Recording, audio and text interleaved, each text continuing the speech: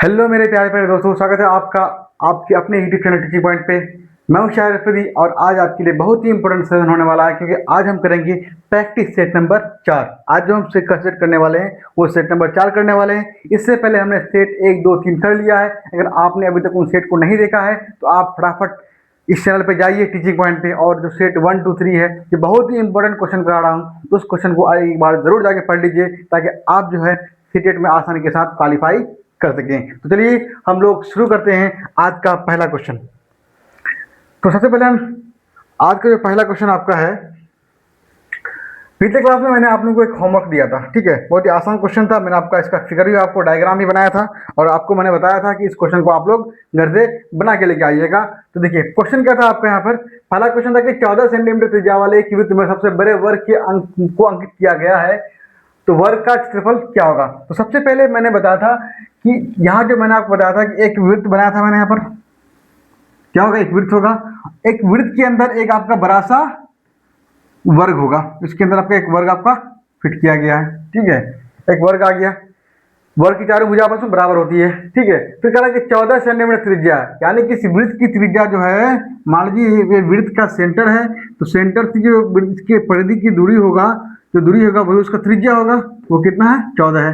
अगर वो 14 है तो ये भी कितना हो जाएगा, ये भी 14 हो जाएगा। यानी कि जो वृत्त का जो व्यास होगा वो आपका 28 हो जाएगा, और वृत्त की त्रिज्या जो होगा वो आपका 14 हो जाएगा।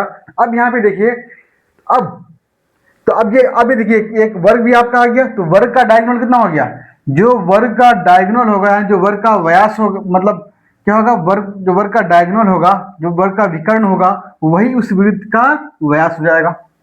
समझ रहे हैं। मान लीजिए आपका ए है, ये आपका बी है, तो ये ए बी जो है उस वृत्त का व्यास भी है, और उस वर्ग का क्या है, विकर्ण भी है, दोनों कॉमन है।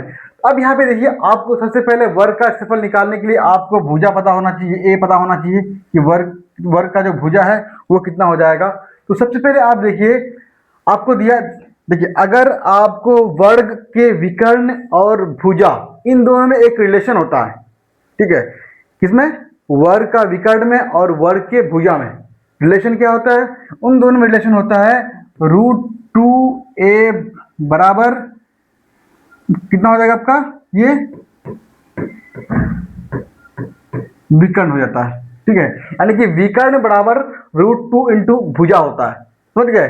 ये √2 आपका फॉर्मूला से आया है, और ये आपका उस वर्ग की, जो जिस वर्ग की हम बात करें उसकी भुजा, और ये विकर्ण जो होगा उस वर्ग का विकर्ण है। समझ गए आप यहाँ पर।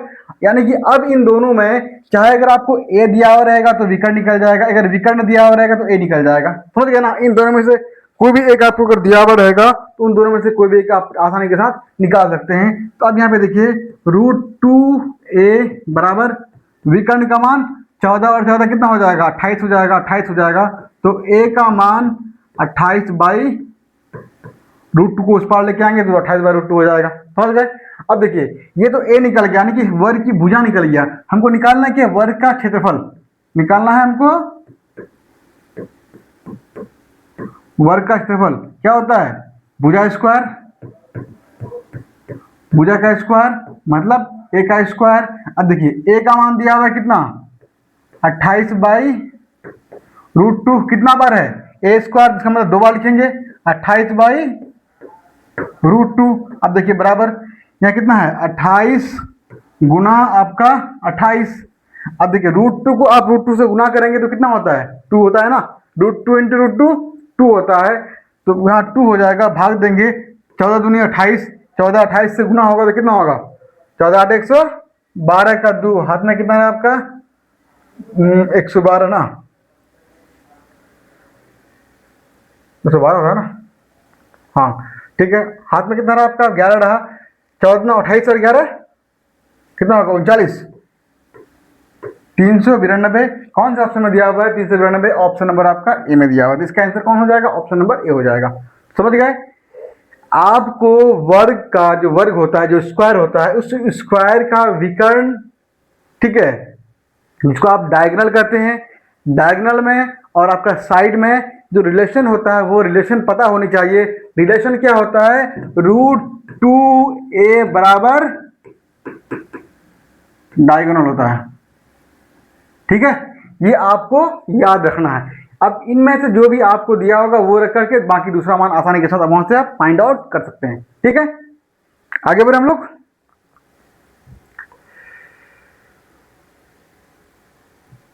चलिए अगला क्वेश्चन है, एक समबाहुभुज का प्रत्येक बाह्य कोण 9 डिग्री है तो बहुभुज की कितनी भुजाएं हैं। अब देखिए इस तरह से जो है मतलब कुछ सवाल मतलब 3 से 4 सवाल बनते हैं इससे संबंधित, और ये तभी आप बन पाएंगे जब आपका जो कॉन्सेप्ट होगा वो क्लियर हो पाएगा। अब कॉन्सेप्ट क्लियर कैसे होगा, तो चलिए हम लोग एक छोटा सा एग्जांपल लेते हैं और उस एग्जांपल के जरिए से इसके अंदर जितने सारे कॉन्सेप्ट होते हैं मैं वो आपको सारा का सारा बताने की कोशिश करता हूँ। चलिए सबसे पहले हम मान लेते हैं एक हेक्सागोनल बनाते हैं। ठीक है,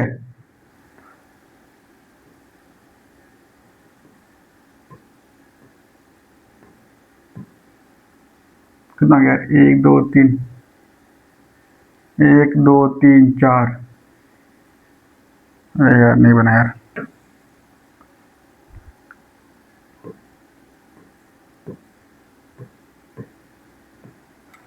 ये क्या बन गया आपका हेक्सागोनल बन गया, जिसमें आपका कितना भुजा होता है हेक्सागोनल में 6 भुजा होता है, 1 2 3 4 5 6। अब देखिए यहाँ पे इससे संबंधित जितने सारे सवाल होते हैं वो हम एक एक करके देखते हैं। सबसे पहली बात, ये जो आपका बहुभुज होता है इस बहुभुज का एक आंतरिक कोण होता है, एक आपका बाह्य कोण होता है। आंतरिक कोण बाह्य कोण क्या होगा, अब मान लीजिए ये आपका भुजा, आप इसको आप इधर बढ़ा रहे हैं। ठीक है, इस लाइन को आप ऐसे बढ़ा दिए तो एक एंगल तो आपका ये हो गया, एक एंगल आपका ये हो गया। ठीक है, इसको आप इंटीरियर एंगल बोलते हैं यानी अंत कोण बोलते हैं। ये अंदर वाली कोण है ना, अंत कोण हो जाएगा। ये आपका एक्सटीरियर एंगल हो जाएगा यानी कि आपका बाहरी कोण हो जाएगा।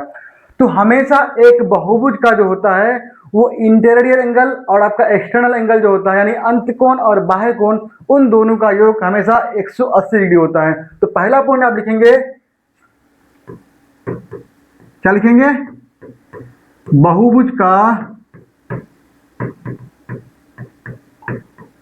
आंतरिक कोण प्लस बाह्य कोण का योग 180 डिग्री। याद रहेगा हमेशा, आंतरिक कोण और बाहरी कोण इन दोनों कोण का योग जो होगा वो हमेशा 180 डिग्री होता है। राइट, अब इनमें से अगर आपको मान लीजिए कोई भी एक बहुभुज में एक आंतरिक कोण आपको दे दिया रहा है कि 110 डिग्री दिया हुआ है, तो बाहरी कोण क्या होगा, उसको आप 180 से घटा देंगे तो बाहरी कोण आपका निकल के आ जाएगा, 70 हो जाएगा। तो बस आपको वो चीजें पता होनी चाहिए कि दोनों ही एंगल मिला करके, अब मान लीजिए यहाँ की बात करें, यहाँ भी क्या होगा, ये आपका आंतरिक कोण होगा, ये आपका बाहरी कोण हो जाएगा। ठीक है, तो आपको चीजें पता होनी चाहिए कि आंतरिक कोण और बाहरी कोण का योग जो होता है वो 180 डिग्री होता है। ठीक है, अब आते हैं पॉइंट नंबर हम लोग 2 में। इसमें एक चीज बनता है कि आपका बाह्य कोण होता है, एक आंतरिक कोण होता है। मान लीजिए कि आपके पास जो है ये जो क्या कहता है इसको बाह्य कोण आपको निकालना है। ठीक है, मतलब ये जो आपका दिया आपका फिगर दिया हुआ है, ये आपको क्या दिया हुआ, समबाहुभुज दिया हुआ है, इसका मान लीजिए आपको एक्सटीरियर एंगल आपको निकालना है। तो एक्सटीरियर एंगल जो आपका बाहरी कोण होता है, एक्सटीरियर एंगल जो होता है वो कैसे निकालेंगे, तो बाहरी कोण निकालने का फॉर्मूला क्या होता है, बाहरी कोण इसको आप एक्सटीरियर एंगल कहते हैं, वो आपका होगा, देखिए इसको आप लोग ई से डिनोट कर सकते हैं ना, ई बराबर 360 अपॉन कितना हो जाएगा, एन, मतलब एन हो जाएगा। समझ गए, कितना हो जाएगा आपका, यानी कि बाहरी कोण अगर आपको निकालना हो, किसका, किसी बहुभुज का अगर आपको बाहरी कोण निकालना हो, एक्सटीरियर एंगल आपको निकालना हो, उसके लिए फॉर्मूला होता है एक्सटीरियर एंगल बराबर होता है 360 अपॉन एन। अब बोलेगा एन क्या है, तो एन जो है नंबर ऑफ साइड्स है, भुजाओं की संख्या है। यानी कि इसका मतलब अगर आपको भुजाओं अगर बाहरी कोण निकालने के लिए बोलेगा तो कहीं ना कहीं आपको कितनी भुजा है वो आपको दर्शा देगा, षडभुज है, पंचभुज है, ठीक है, अष्टभुज है, जो भी होगा, अष्टभुज होगा इसका मतलब 8 भुजा होगा, तो एन का मान 8 कर देंगे। ठीक है, उसके बाद अगर आपको हेक्सागोनल षष्ठभुज आपका होगा, ठीक है, षटभुज आपका होगा, तो इसका मतलब एन का मान 6 हो जाएगा। तो वहां पे अगर आपको बाहरी कोण निकालने के लिए बोलेगा तो वहां पे एन का मान आपको दिया हुआ रहेगा कि वो किस तरह का मतलब बहुभुज है। ठीक है, तो वहां से आप आसानी के साथ निकाल सकते हैं। बस फॉर्मूला आपको पता होना चाहिए बाहरी कोण निकालने का, E = 360/n होता है, जहां n है भुजाओं की संख्या। अब अगर बाहरी कोण निकालने के लिए आपको आएगा तो आपको ये भी आ सकता है, क्या बताइए?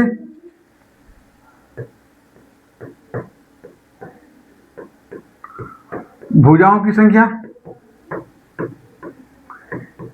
नंबर ऑफ साइड्स क्या होगा वो भी आपको निकालने के लिए आ सकता है। तो नंबर ऑफ साइड्स अगर आपको निकालना है, मान लीजिए कोई बहुभुज है, टोटल कितनी भुजाएं हैं, ठीक है, ये अगर आपको निकालने के लिए आएगा तो उसके लिए क्या करेंगे आप, इसको भी आप 360/E कर देंगे। क्या हो जाएगा? देखिए, अगर आपको n निकालना है, भुजाओं की संख्या मतलब n होता है ना, अगर आपको n निकालना है तो भुजाओं की संख्या निकालना है तो n बराबर हो जाएगा 360/E, जहां E4 क्या आपका है, एक्सटीरियर एंगल है, यानी बाहरी कोण है।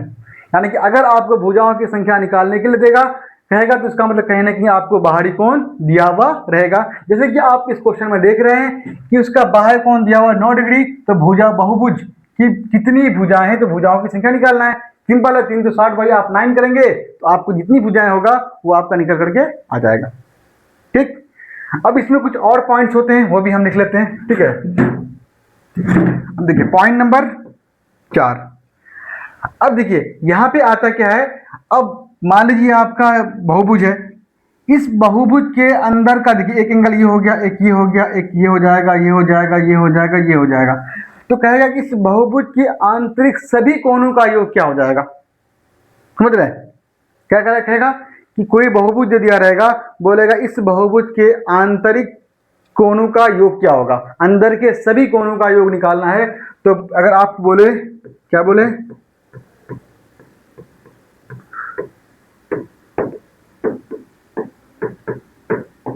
आंतरिक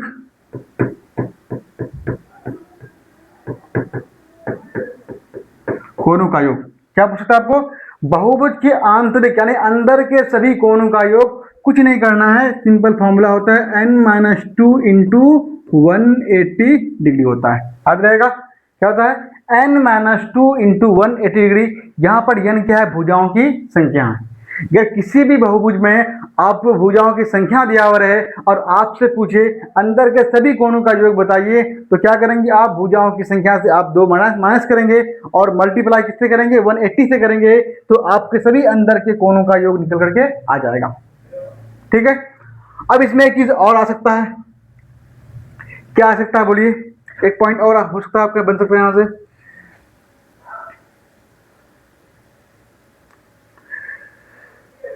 देखिए अगर आपको पूछे कि आंतरिक कोण क्या होगा,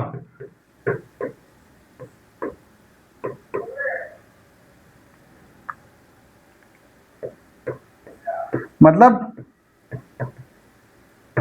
इंटीरियर एंगल, मतलब किसी आपको किसी एक मतलब कहने का मतलब ये है किसी एक एंगल आपको निकालना है। ठीक है, मान लीजिए कि आप उससे बोले कि ये वाला एंगल निकाल, फाइंड आउट कर दो, क्या हो जाएगा, उस बहुभुज का किसी एक एंगल को। यहाँ जो पॉइंट नंबर 4 में था ये सभी कोणों का आपको योग मांग रहा था, लेकिन अब पॉइंट नंबर 5 है किसी एक कोण, आपको कोई एक कोण आपसे मांग रहा है कि कोई इस एक कोण का मान कितना हो जाएगा। इसके लिए भी फॉर्मूला क्या होता है, बस सिंपल है, जैसा ऊपर में एज इट इज उसको उतार देंगे, n-2 180 करेंगे अपोन में जो है ये जितनी भुजाओं की संख्या है। ठीक है, भुजाओं की संख्या कितने हैं, n है तो n कर देंगे, काम खत्म। क्या होगा, n-2 इंटू 180 अपॉन n करेंगे तो आप जो है आंतरिक कोण का मान आसानी के साथ निकाल सकते हैं। समझ गए? अगर बाहरी कोण निकालना होगा तो 360/n करेंगे, ध्यान रखिए दोनों पॉइंट को। पॉइंट नंबर 2, बाहरी कोण निकालना होगा तो 360/n करेंगे। अगर आपको आंतरिक कोण निकालना होगा तो आप n-2 इंटू 180 डिग्री अपॉन जो है कितना हो जाएगा, n हो जाएगा। समझ गए?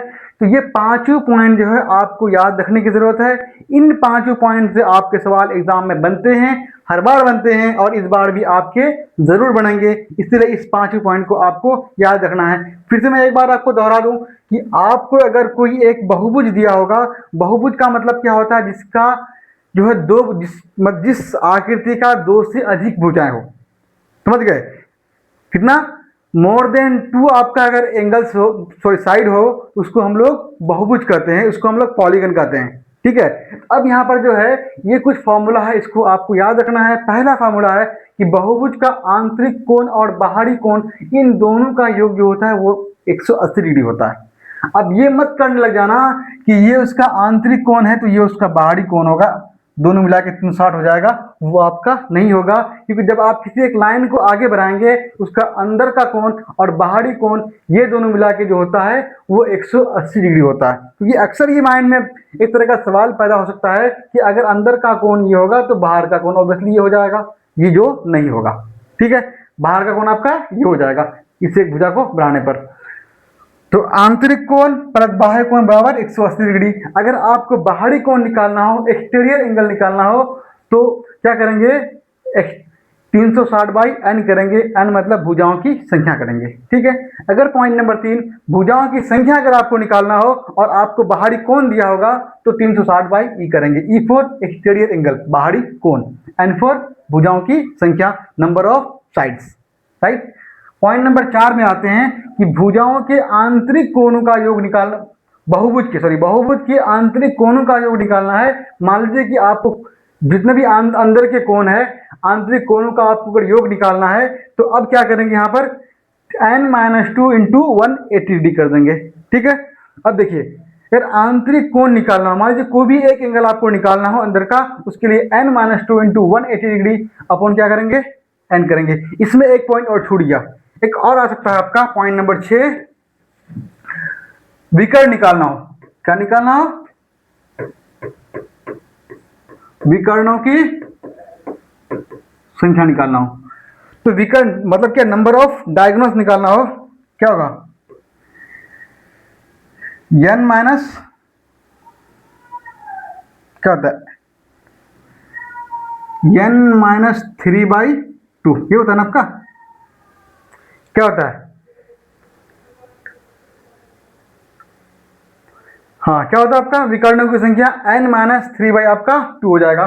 तो आपका ये आपको जो है ये पांचों का पांचों पॉइंट जो है आपको 6 का 6 पॉइंट है, आपको याद रखना है। इससे रिलेटेड जो भी आपका सवाल एग्जाम में सवाल आएगा वो सारा का सारा आपका बन जाएगा। ठीक है, तो चलिए हम लोग इसको एक एक करके बनाते हैं। विकर्ण की संख्या हम कुछ सस्ते है ना क्या, नहीं यार,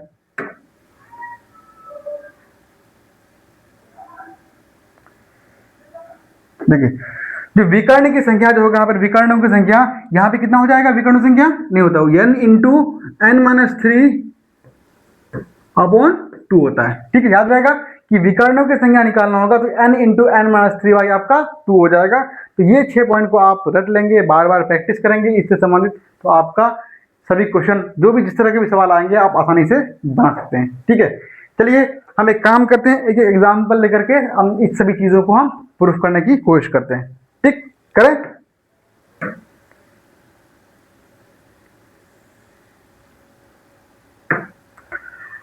अब देखिए पहला तो पता ही आपको कि बहुभुज का आंतरिक कोण बाह्य कोण का जो कितना हो जाएगा, 180 हो जाएगा। ठीक है, अब देख लीजिए यहाँ पर फिगर बना है।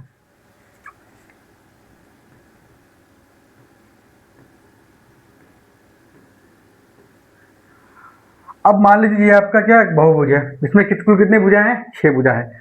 अब आपको यहाँ पे निकालना है, देखिए ये इस भुजा को मान लीजिए हम आगे की ओर बढ़ाते हैं, ये मान लीजिए आपका 110 हो गया। ठीक है, तो ये एंगल कितना हो जाएगा बताइए, पॉइंट नंबर 1 को देख रहे हैं, अगर ये एंगल अंदर का कोण जो 110 हो जाएगा तो बाहर का कोण कितना हो जाएगा बताइए आप, 70 हो जाएगा।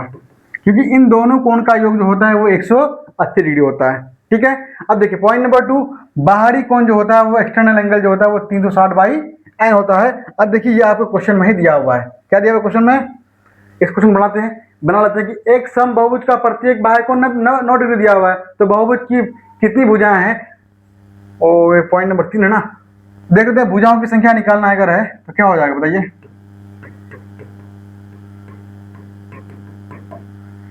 कितना होता है, 360 अपॉन बाहरी कोण 9 दिया हुआ है, 9 चौक 36, 40 कितना हो जाएगा यहाँ पर, 40 भुजा हो जाएगा।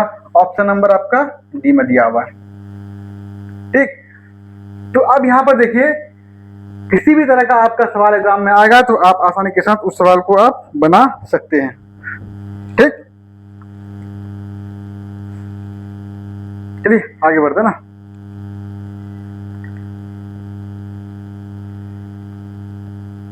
अगला क्वेश्चन देखिए, अगला क्वेश्चन है 6 दिनों का औसत तापमान दिया हुआ है, देखिए 32 डिग्री दिया हुआ है।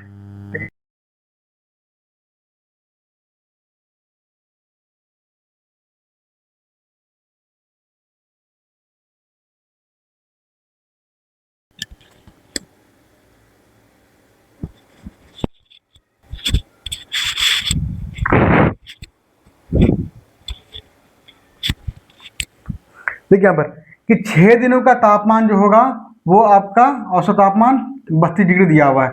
तो कुल तापमान कितना हो जाएगा 6 दिनों का, मिला करके जोड़ेंगे अगर तो कितना करेंगे, 6 को आप 32 से मल्टीप्लाई करेंगे, बराबर कितना हो जाएगा, 6 दूनी 12, 6 दूनी 18, 19, 192 हो जाएगा टोटल। कुल कितना हो जाएगा टोटल,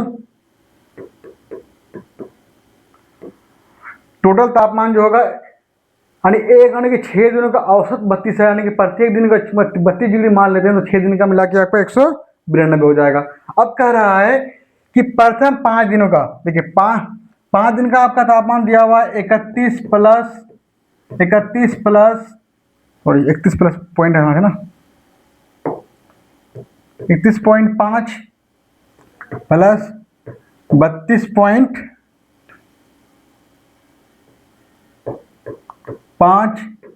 प्लस 31 प्लस आपका 32, ये टोटल 5 दिन का दिया हुआ है। इन सबको जोड़ते हैं आप, कितना हो जाएगा, 2 और 5 और 5 10 का 0 हाथ में एक रहा, पॉइंट आ जाएगा यहाँ पर, 2 और 1 3 और 2 5, 1 6 1 7 और 1 2 और 1 3 2 5 1 6 और 1 7 और 1 कितना हो जाएगा, 8 हो जाएगा। उसके बाद यहाँ पर 3 और 3 6 और 2 3 9 3 12 और 3 15, 158 डिग्री, यानी कि 5 दिनों का मिला के 158 डिग्री हो जाएगा। तो छठे दिन का कितना हो जाएगा, तो छठा दिन का आपको निकालना है, कितना होगा बताइए, टोटल 192 से 158 को आप माइनस करेंगे तो कितना हो जाएगा, 12 से 8 गया 4 हो जाएगा, यहाँ आपका 8 में से 5 गया 3 हो जाएगा, यानी कि छठे दिन का तापमान जो होगा वो 34 डिग्री होगा, जो ऑप्शन नंबर आपका डी में दिया हुआ। राइट, आसान क्वेश्चन था, आपसे बनना चाहिए। चलिए गर्मियर,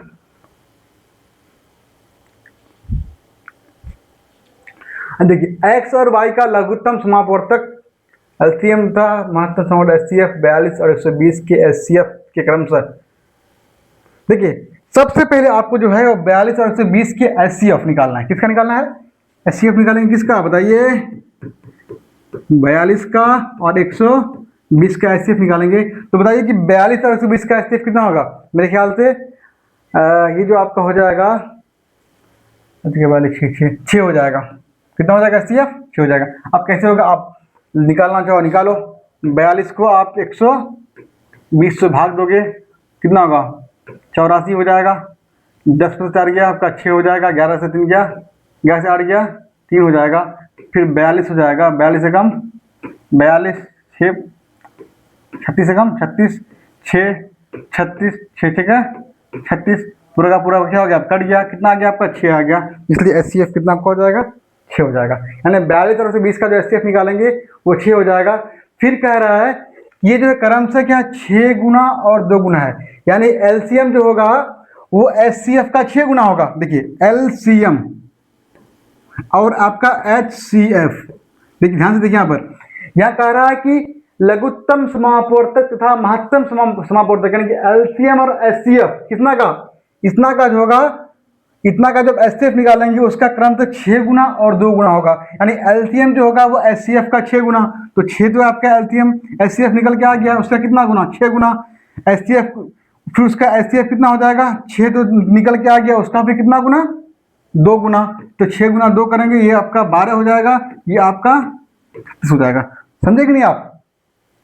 सबसे पहला पॉइंट कि आपको एचसीएफ निकालना है 42 और 120 का, ठीक है, यहाँ दिया कि 42 और 120 के एचसीएफ के क्रम से, इसका मतलब हमको 42 और 120 का हमको एचसीएफ पता होनी चाहिए, वो कितना है 6 है। फिर कह रहा है उससे पहले कि एलसीएम और तथा एचसीएफ जो होगा वो किसका, इसके एचसीएफ के क्रमशः 6 गुना और 2 गुना होगा, तो यानी कि एलसीएम जो होगा वो किसका, ये इसके एचसीएफ का, एचसीएफ कितना 6 आ गया, उसका 6 करेंगे, फिर कह रहा है कि उसका और जो एचसीएफ जो होगा किसका, जो पहले आप एचसीएफ निकाले उसका 2 गुना, तो 6 गुना आपका 2 हो जाएगा, वो आपका 12 निकल के आ जाएगा। अब कह रहा है कि आपको x का मान दिया हुआ है कितना 36, आपको y का मान निकालना है, y बराबर क्या हो जाएगा। सबसे पहले आप जानते हैं, क्या जानते हैं बताइए, एचसीएफ इंटू एलसीएम बराबर x इंटू वाई होगा ना, कि दो संख्याओं का जो गुणनफल होता है वो एचसीएफ इंटू एलसीएम के बराबर होता है। तो एचसीएफ कितना आ गया आपका, अब देखिए इसको आपको नहीं लेना है, इसको लेना है। क्यों लेना है, क्योंकि जो असल में मेरा एचसीएफ और एलसीएम है, ठीक है, वो ये है, एचसीएफ और एलसीएम आपका ये है, क्योंकि क्वेश्चन में दिया हुआ है हमको एचसीएफ करके हमको 6 गुना और 2 गुना करना था, तब मेरा एलसीएम और एचसीएफ निकल के आया था। इसीलिए एक्चुअल जो एचसीएफ और एलसीएम होगा वो 36 और आपका 12 होगा। तो एचसीएफ कितना है, 12 है, एलसीएम कितना आपका है 36 है, उसके बाद x का मान 36 और y का मान निकालना है, 36 कैंसिल हो जाएगा, y का मान कितना हो जाएगा 12। कौन सा ऑप्शन में दिया हुआ, ऑप्शन नंबर आपका डी में दिया हुआ है। समझ गए, कोई दिक्कत, कोई परेशानी, आसान क्वेश्चन है, बस थोड़ा समझने की दिक्कत है यहाँ पे। अगर इस चीज़ को आप समझ गए, पकड़ लिए क्वेश्चन को, तो इजीली आप सवाल को हल कर सकते हैं, बना सकते हैं।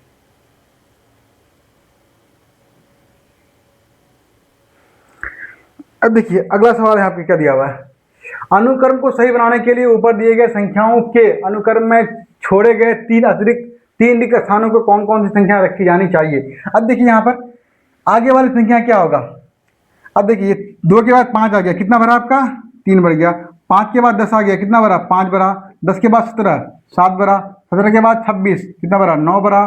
इसका मतलब यहाँ कितना भरेगा, देखो 3 5 7 9 कितना हो रहा है आपका ऑड नंबर आ रहा है, इसका मतलब यहाँ कितना भरेगा 11 भरेगा, यहाँ पे कितना भरेगा 13 भरेगा, यहाँ पे आपका 15 भरेगा। तो 26 में आप 11 को जोड़ेंगे तो कितना होगा 37 हो जाएगा, 37 में आप 13 को जोड़ेंगे तो आपका 50 हो जाएगा, 50 में आप 15 को जोड़ेंगे तो आपका 65 निकल करके आ जाएगा। कौन 37 50 65 कौन से ऑप्शन में दिया हुआ है, 37 50 65 ऑप्शन नंबर आपका डी में दिया हुआ है। बहुत ही आसान क्वेश्चन है, बस आपको जो पिछले वाली कुछ पॉइंट दिया हुआ था, आपको उस तरह से किस तरह से वो आगे बढ़ रहा है उस तरह से आपको देखना था।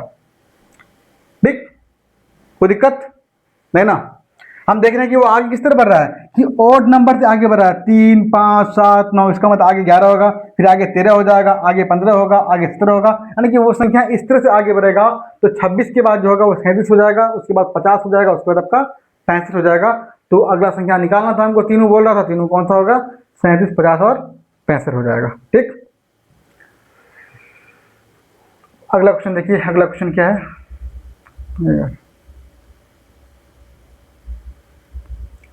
कह रहा है कि रमेश 66.8 किलोमीटर प्रति घंटा की गति से दौड़ता है, वहां वो 5 मिनट में कितनी मीटर दौड़ेगा। सबसे पहले आपको एक चीज पता होनी चाहिए,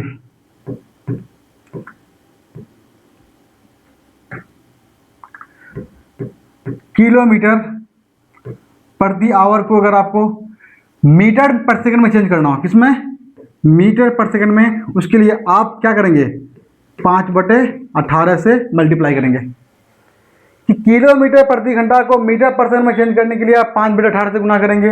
अगर आपको मीटर प्रति सेकंड को आप अगर किलोमीटर प्रति आवर में चेंज करेंगे, उसके लिए आपको 18/5 से गुना कर देंगे। समझ गए आप, यानी कि अगर बड़ा से आप छोटा में आएंगे, किलोमीटर से मीटर पर सेकंड में आएंगे, तो आपको छोटा ऊपर में क्या छोटा है, नीचे में बड़ा है, तो 5/18 से गुना करेंगे। अगर मीटर से किलोमीटर प्रति आवर में आएंगे तो 18/5 से आप मल्टीप्लाई करेंगे। ठीक है, ध्यान रहे, ये चीज बहुत ही इंपॉर्टेंट है। आपको ये कैसे होता है इसको आप कर सकते हैं, जैसे कि आपको अगर एक, इसका मतलब किलोमीटर प्रति आवर का मतलब क्या होता है, 1 किलोमीटर बराबर, इसको आप मीटर में चेंज कीजिए 1000 मीटर हो जाएगा। ये पर का मतलब क्या होगा, बट्टे होगा। आवर का मतलब 1 घंटा बराबर कितना होता है 60 मिनट, मिनट को भी सेकंड में बदलिए, कितना होगा फिर 60 हो जाएगा। इसको आप काटिए, 0 0 कैंसिल हो जाएगा, 0 0 कैंसिल हो जाएगा, यहाँ कितना हो जाएगा बताइए, 2 त्या 3 दूनी 6, 5 दूनी 10, कटेगा नहीं कटेगा, और ऊपर में कितना बचा 5 बच गया, नीचे में 6 त्या 18 आ गया। इसलिए इसको हम गुना इतना नहीं लिखते हैं, डायरेक्ट करते हैं किलोमीटर को अगर मीटर परसेंट में चेंज करना हो तो 5/18 से हम गुना कर देते हैं। ठीक है, अब देखिए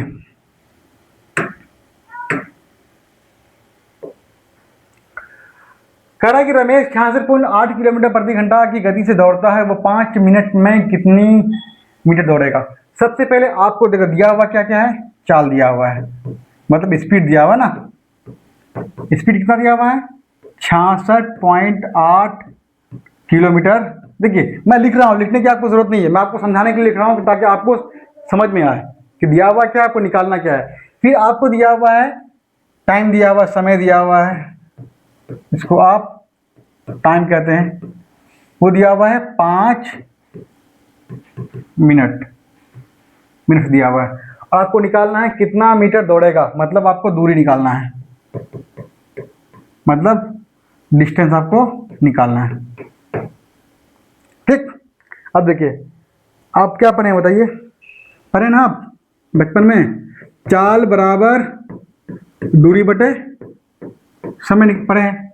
अब यहाँ चाल दूरी और समय में आपका रिलेशन होता है कि चाल बराबर दूरी बटे समय होता है, आपको निकालना है दूरी निकालना है। अगर आपको दूरी निकालना है, चार और समय इस पार आ जाएगा तो दूरी बराबर क्या होगा, चाल गुना समय हो जाएगा। अब देखिए चाल दिया हुआ है कितना 66.8 किलोमीटर प्रति आवर में दिया हुआ है, कितना 66.8 किलोमीटर प्रति आवर में दिया हुआ है, इनटू समय आपका 5 मिनट दिया हुआ है। अब देखिए आपका जो दिया हुआ है वो यूनिट मीटर में दिया हुआ है, इसका मतलब किलोमीटर को आपको मीटर में चेंज करना है। ठीक है, मीटर में चेंज करेंगे, जब इसको आप किलोमीटर में मीटर में चेंज करेंगे तो आपका वो समय भी आपका घंटा से सेकंड में आ जाएगा, मीटर पर सेकंड में आ जाएगा। अब देखिए 66.8 किलोमीटर प्रति घंटा है, इसको आपको मीटर परसेंट में चेंज करने के लिए मैंने आपको बताया था क्या करना है, 5/18 से मल्टीप्लाई करेंगे, और समय 5 मिनट है, मिनट को आप सेकंड में कन्वर्ट करेंगे, क्योंकि देखिए यहाँ जब यहाँ पे सेकंड में हो गया तो ये भी तो आपको सेकंड में करना पड़ेगा, एक सेकंड में और आप मिनट में चलेगा नहीं चलेगा, तो 5 मिनट को आप सेकंड में कन्वर्ट करेंगे तो 60 से गुना कर देंगे, करेंगे कि नहीं करेंगे, बिल्कुल करेंगे। अब यहाँ पॉइंट को यहाँ से हटाएंगे तो एक जीरो बैठ जाएगा, पॉइंट के बाद एक अंक है तो एक जीरो बैठ जाएगा, जीरो से जीरो आपका कैंसिल हो जाएगा।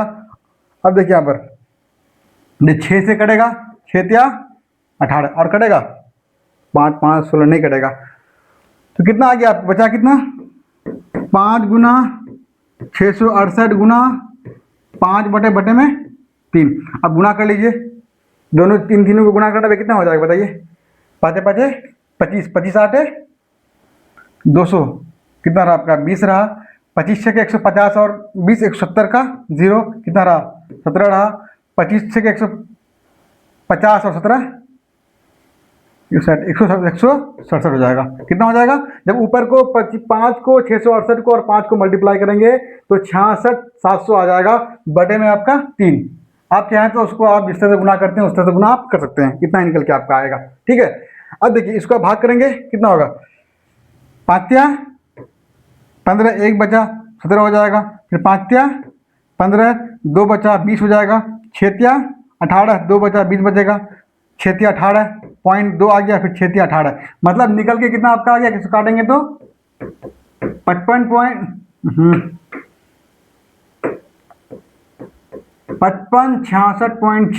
मतलब इसको आप 55 67, इसको आप क्या बोल सकते हैं बताइए, इसको आप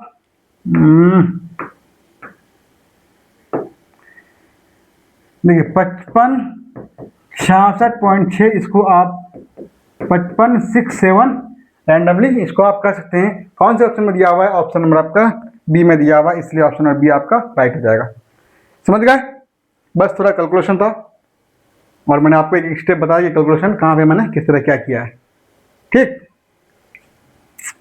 कोई दिक्कत,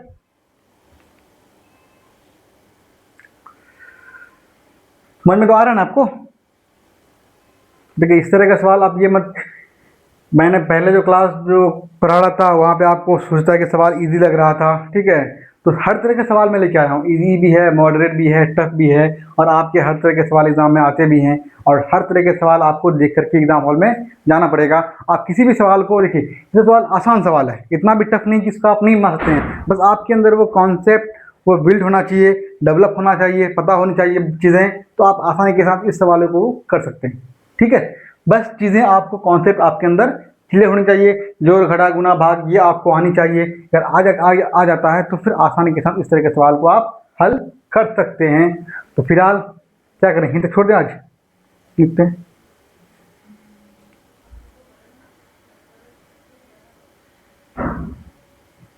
तो इसको भी देख लेते हैं ना। अगला सवाल है, निम्नलिखित में से किसका मान न्यूनतम होगा? कम से कम मान कौन सा होगा? सबको आप देखिए, सब जोड़ घटा और है, सबको देख लीजिए, जोड़ लीजिए कितना होगा। जहाँ पे जोड़ है वहाँ जोड़ लीजिए, जहाँ पे घटा है घटा दीजिए। ये कितना हो जाएगा? देखिए 0 0 0 0 आ जाएगा, 2 और 0 2, 2 और 7 9 हो जाएगा। उसके बाद कुछ नहीं बचा यहाँ पे, 8 और 6 14 का 4, हाथ में 1 रहा, 1 और 3 4, कितना आ गया इसको जोड़ने पर? अब इसको देखिए कितना होगा, ये दोनों जोड़ है, ये आपका घटा है, तो 1 और 5 6, 0 और 5 5, 6 और 9 15, हाथ में 1 रहा, 1 और 3 4, -80। अब इसको हल करेंगे तो 6 से 0 गया, 6 हो जाएगा। यहाँ कितना बचा आपका? 5 से 8 नहीं जाएगा, उधार लेंगे, 15 से 8 गया 7, यहाँ पे 4 बच गया, 4 आ जाएगा, फिर यहाँ पे 4 आया, 4 आ गया। ठीक है, अब इसको देखिए, ऑप्शन नंबर 3 को देखो, ये प्लस में है, ये प्लस में है, ये आपका माइनस में है, तो प्लस प्लस को आप जोड़ दीजिए। 4500 प्लस 40 कितना होगा? जोड़ेंगे तो इसको जोड़ेंगे तो कितना होगा? 4540 हो जाएगा, -128 कर देंगे तो कितना होगा बताइए? 0 से 8 जाएगा, नहीं जाएगा, उधार लेंगे, 10 से 8 गया 2 हो जाएगा। यहाँ कितना बचा? 3, 3 से 2 गया 1 बचेगा, यहाँ 5 से 1 गया 4 बचेगा, यहाँ पे आपका 4 बच गया। अब ऑप्शन नंबर 3 देखिए, ये पूरा प्लस में है, ये दोनों माइनस में है, तो ये आपका 4600 आ जाएगा, माइनस इन दोनों को जोड़ देंगे, 1500 प्लस 150 प्लस 29 कितना होगा? 100, दोनों को जोड़ने पर बताइए, 5 2 7 179 हो जाएगा। अब देखिए, अब इन दोनों को घटाएंगे, 0 से 9 जाएगा, नहीं जाएगा, उधार लेंगे, 10 से 9 गया 1 हो जाएगा। अब यहाँ 9 बचा, 9 से 7 गया 2 बचा, अब यहाँ एक उधार ले लिए, कितना बचा? 6 से 1 चला गया था, 5 बचा, 5 आ जाएगा। अब यहाँ पे कितना बचा? 4 बचा। अब आप मुझे बताइए कि इन चारों में जो है सबसे न्यूनतम मान, मतलब सबसे छोटा मान कौन है? हम देख रहे हैं कि यहाँ हर जगह 3 जगह 45 है, यहाँ 44 है, यहाँ पे 45 है, इसका मतलब ऑप्शन नंबर डी नहीं होगा। अब देखिए, 4490 है, 4476, 4412, छोटा कौन सा आपका? 4412 ही है ना इन तीनों में, तो कौन सा हो जाएगा? ऑप्शन नंबर सी आपका राइट आंसर हो जाएगा। ठीक है, तो इस तरह के सवाल को आपको हल करना ही है, हल करना ही पड़ेगा, समझे? जोड़ना घटाना बस, और कुछ था ही नहीं इसमें सवाल में, तो आ गया आपको तो आसानी से हल हो जाएगा।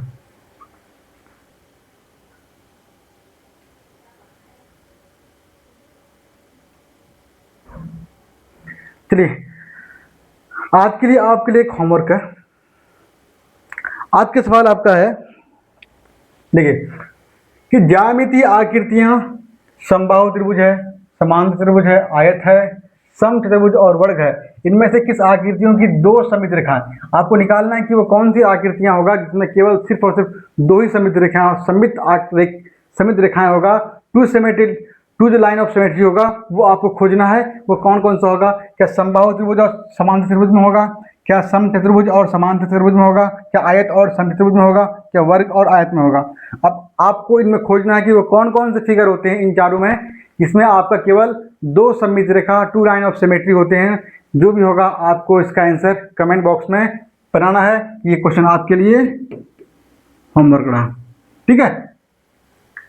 ओके, तो आज ये तक रहने देते हैं, हम मिलते हैं हम लोग फिर से अपने अगले क्लास में। अगर आपको ये वीडियो आपको अच्छा लगे, इस तरह के कॉन्सेप्ट आपको ठीक लगे, पढ़ाने का तरीका अगर आपको ठीक लगे, ठीक है, क्वेश्चंस का लेवल अगर ठीक लगे, तो आप इस वीडियो को लाइक कीजिएगा, चैनल को भी सब्सक्राइब कीजिएगा और अपने दोस्त यारों को भी ज़रूर शेयर कीजिएगा। हमें अभी आपकी सपोर्ट की ज़रूरत है, क्योंकि अभी हम जो है, हमारा परिवार जो है आपके सहयोग से भी वो छोटा है, ठीक है? हम चाहते हैं कि आपके सहयोग से परिवार थोड़ा और बढ़े, थोड़ा बड़ा हो, तो अभी जो क्लास रिकॉर्डेड फॉर्म में जा रहा है, क्योंकि क्लास उनको पहले रिकॉर्ड करना पड़ता है, उसके बाद अपलोड करना पड़ता है, ठीक है।